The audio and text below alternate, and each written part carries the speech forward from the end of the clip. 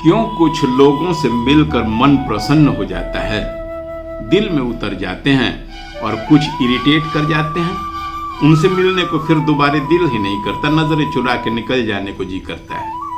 ध्यान दीजिए, यह सोचा समझा रेस्पॉन्स नहीं होता है, यह तो बस हो जाता है। तो सवाल यह है कि जब डिसीजंस आपका कॉन्शियस माइंड लेता ही नहीं है तो कौन कर बैठता है ऐसे डिसीजंस?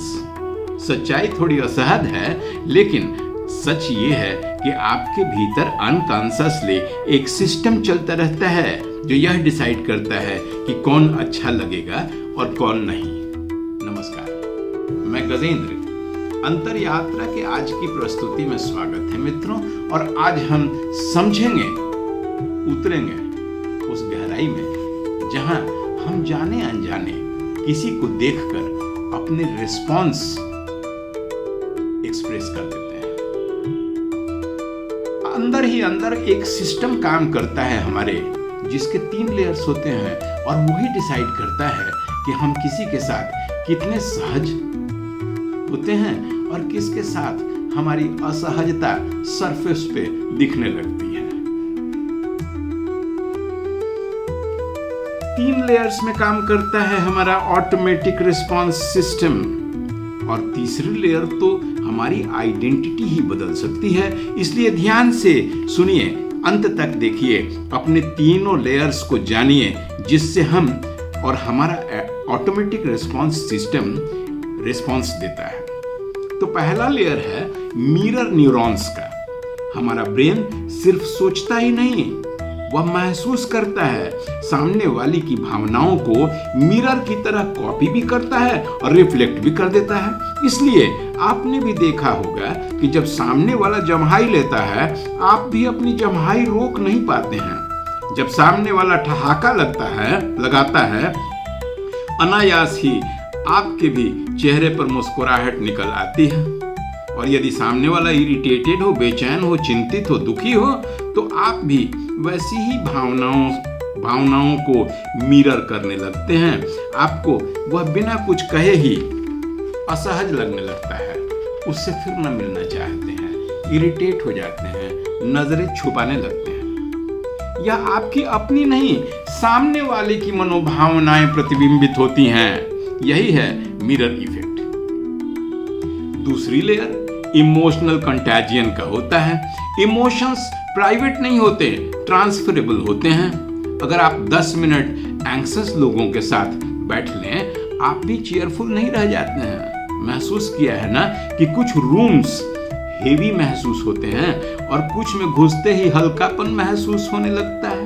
यह कोइंसिडेंस नहीं है, यह तो आपके नर्वस सिस्टम का प्रिवेलेंट इन्वायरमेंट में सिंक होना होता है।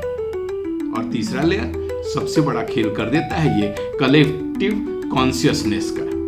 आपको लगता है कि आपके विचार आपके खुद के हैं, लेकिन क्या आप जानते हैं 70-80% आपके थॉट्स बोरोड होते हैं फैमिली से, सोसाइटी से, डिजिटल फीडबैक से और उस परिवेश से जिसमें आप रहते हैं, समय बिताते हैं।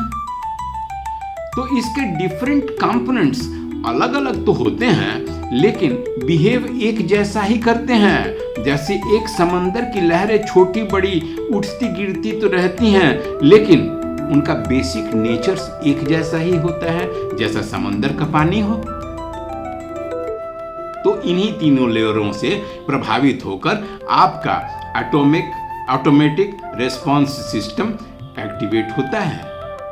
आप जज तो करते हैं, लेकिन वो जजमेंट इन्फ्लुएंस्ड होता है। तो आप यह समझते तो हैं कि आपके डिसीजंस सही हैं, लेकिन आपके डिसीजंस वास्तव में कंडीशनड होते हैं मिरर न्यूरॉन्स से, इमोशनल कंटैजियन से और कलेक्टिव कॉन्शियसनेस से। यह हमें बांध देती है विभिन्न ग्रुप्स में, जाति में, रीजन में, अपने में, परायों में, अमीरों में, गरीबों में, और न जाने कितने कितने संप्रदायों, समूहों, परिवेशों में, दोस्तों में, दुश्मनों में। तो समस्या कनेक्शन नहीं है, अनकॉन्शियस कनेक्शन होती है। कैसे इसको न्यूट्रलाइज करें? कैसे हम अपने आप को, अपने व्यक्तित्व को अपने परिवेश से प्रभावित होने से अलग करें, अपने आप को पर्ज करके रखें, दूसरी चीजें हमारे ऊपर इम्प्रेस न करें, हमारे व्यवहार को तटस्थ रखें। 3 अभ्यास बताता हूं। जब भी किसी का साथ आपको इरिटेट करने लगे, 1 सेकंड रुक जाएं, सोचें, पूछें अपने आप से, यह रिस्पॉन्स आपके खुद का है या आपने सामने वाले की फीलिंग्स को पिक कर लिया है। यही पॉज आपको आपके रिस्पॉन्स को ऑटोमेशन से अलग कर देगी और आप अपने आप में कॉन्शियसली बिहेव करने लगेंगे। दूसरा अभ्यास, अपने परिवेश को, इन्वायरमेंट को कॉन्शियसली चुनें। संगत का गहरा असर होता है। आप क्या देखते हैं, क्या सुनते हैं, किनके साथ रहते हैं, यही आपके व्यक्तित्व के लाइक्स एंड डिसलाइक्स को शेप करता है। यह कठोर सत्य है कि जिन 5 लोगों के साथ आप रहते हैं, उन्हीं के एवरेज आप भी बन जाते हैं। और तीसरा अभ्यास, जुड़िए सबसे, परिवेश से, समाज से, संप्रदाय से, लेकिन बंधिए नहीं किसी से। अपनी आइडेंटिटी को बचा के रखें, अपने आप को, अपने मन मस्तिष्क को इतना मजबूत बनाइए कि वह किसी से प्रभावित न हो, क्योंकि आपके लिए इस ब्रह्मांड ने जो दिया है, जो गढ़ा है, जो साधा है, उसे यदि आप समझ लेंगे, उसी से यदि आप एकाकार होंगे, उसी की सोचिएगा, उसी की सुनिएगा, समझिएगा, तो आप किसी अन्य छोटे मोटे परिवेश में प्रभावित नहीं होइएगा, क्योंकि तभी आप समझ पाइएगा कि ये क्यों कहा गया है, तत्वम असि, तुम ही वह हो, या अहं ब्रह्मास्मि। स्टीयरिंग हमेशा अपने हाथ में रखिए। इन छोटे छोटे सामाजिक परिवेशीय बंधनों से ऊंचा उठना होगा। कैसे? अंतर यात्रा कीजिए, खुद के साथ रहिए, अपने परिवेश से, समाज से, डिजिटल फीडबैक से अलग होकर अपने साथ थोड़ा समय बिताइए, अपने आप की सुनिए, इस ब्रह्मांड की सुनिए, और वो कनेक्शन शेयर कीजिए, आइडेंटिफाई कीजिए जो इस ब्रह्मांड के साथ आपके अपने हैं। आज के लिए इतना ही मित्रों। यदि आपको ऐसा लगा होगा कि ब्रह्मांड से कनेक्शन करके आप कुछ अलग बन सकते हैं, अपने रिस्पांस सिस्टम को ओरिजिनल बना सकते हैं, इंडिपेंडेंट बना सकते हैं, लाइक जरूर कीजिएगा, और वैसे लोगों को शेयर भी कीजिए जो दूसरे के प्रभाव में अनकॉन्शियसली कुछ का कुछ रिस्पांस दिए जाते हैं।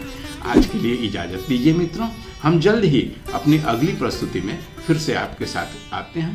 तब तक के लिए नमस्कार।